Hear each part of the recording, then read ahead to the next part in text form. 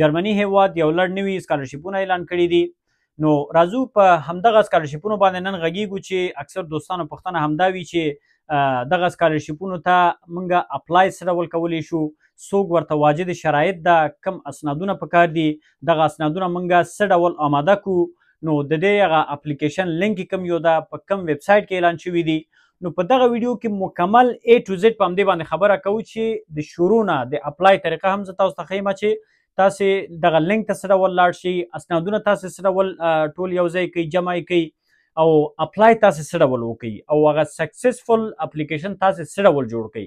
داسې یو اپلیکیشن چې که چېرته تاسې خپله هم اپلای وکړئ تر څو هغه ستاسو اپلیکیشن منظم ډول هلته سبمیټ شي او کوم غلطي پکې وجود ونه لري. نو ویډیو مکمل تعقیب کړئ چې تر څو مکمل معلومات زه تاسو سره شریک کړم. نو لکه څنګه چې تاسو معلومات دی چې جرمني لیپزیګ یونیورسټي بعضې تازه سکالرشپونه اعلان کړي دي چې دغه سکالرشپونه فولي فنډډ دي، یعنې مکمل هغه تمویل شوي دي دغه سکالرشپونه چې تاسو ته هېڅ ضرورت نشته چې کومې پیسې تاسې له جیبه تاسې مصرف کړئ. نو جرمني داسې یو هیواد ده چې همیش دغسې فولي فنډډ مختلفو برنامو کې سکالرشپونه اعلانوي چې تر څو انټرنیشنلي سټوډنټس وکولی شي، یعنې انکلوډینګ افغانستان، یعنې د افغانستان په شمول باندې دغه کم چې هغه لایق شاګردان دي، کم چې هغه تکړه کسان دي چې تر څو چې هغوی کله د پوهنتون څخه فارغېږي نو هغو ته یو اپورچونیټي وي چې دغسې یو ځای ته لاړ شي، هلته خپل درس ته هم ادامه ورکړي تر څو دغسې یو پرمختللي هېواد کې خپل زده کړو ته دوام ورکړي. نو دغه سکالرشپونه چې دي دا د ماستري بخش کې سکالرشپونه دي چې MBA تاسې هلته کولی شئ دغه لیپزیګ یونیورسټي کې. نو ښه خبره دا ده چې په دې کې ټول مصارفات دوی ورکوي. نو اوس راځو دې ته چې څوک ورته واجد شرایط ده.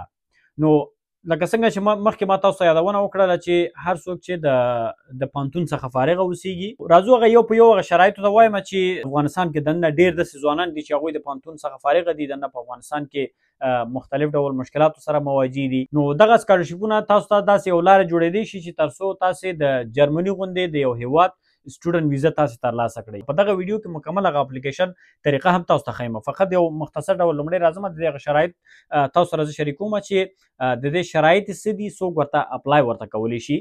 بیا وروسته هغه مکمل هغه پورټل ته هم راځو.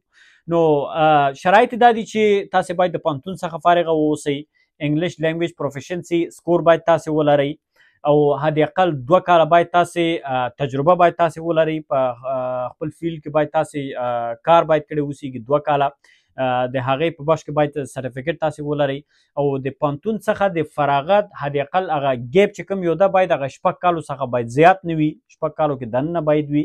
نو که چېرته تاسې د پوهنتون څخه فارغ یاستئ او د 6 کالو څخه ډېر وتلی وي نو هغوی بیا واجد شرایط نه دي، هغوی بیا نشي کولی. موټیویشن لیټر باید تاسې ولرئ او همدارنګه تاسې یو سټرانګ CV باید تاسې ولرئ او د امپلایر څخه ریکمنډیشن لیټر یې باید تاسې ولرئ.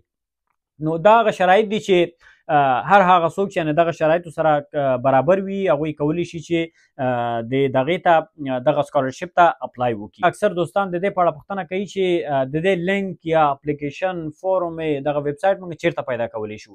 نو د دې اپلیکیشن فورم لینک، د ویب سایټ لینک، مکمل هغه د ډاکومنټونو لینک همدغه ویډیو په ډسکرپشن کې تاسې پیدا کولی شئ. همدغه ویډیو ډسکرپشن ته تاسې لاړ شئ نو مکمل دغه لینکونه هلته شته دي. ورځو سکرین طرف ته. بسم الله الرحمن الرحیم. ګورئ دا مهال زه یونیورسټي اف لیپزیګ اوس همغه لینک باندې مې کلیک وکړه او اوس راغلم دغه صفحې ته. اوس راځو اپلای به موږ څنګه کوو، فورم څنګه پیدا کوو او اسنادونه به څنګه موږ مخې ته وړو. چې کله لینک باندې تاسې کلیک وکړله نو تاسې به دغه صفحې ته راشئ. چې کله دغه صفحې ته راغلی بیا به تاسې لږ لاندې راشئ داسې، نو داسې لاندې به راشئ. ګورئ داسې کې لیکلي اپلیکیشن باندې به کلیک وکړئ. چې کله اپلیکیشن باندې کلیک وکړه بیا دغسې لږ لاندې راشئ. ګوره اډمیشن ریکوایرمنټ او انګلیش پروفیشن دلته بعضې معلومات لیکلي دي. معلومات مخکې ما تاسو سره شریک هم کړه.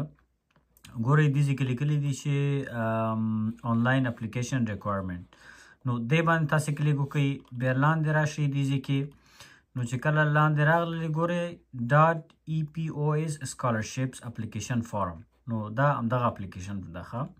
نو دا بیا تاسې دې باندې کلیک وکړئ. چې کله دې باندې کلیک وکړو ګورئ دا اپلیکیشن فارم ده مکمل. نو دغه اپلیکیشن فورم به یو په یو چې کوو دا به ډکوو سر نه. نو داسې کې ګوره نیم لیکله ده، دلته به خپل نوم ولیکئ، لاندې به نیشنالټي ولیکئ. نو دغه د فورم ډکول د دې فورم او یو بل فورم ده، د هغو دواړو ډکول به په بله ویډیو کې تاسو سره زه مکمل دغه فورمونه ډک کړم. اوس حد اقل دومره مې ورسول چې تر څو دغه فورم ته تاسې راشئ.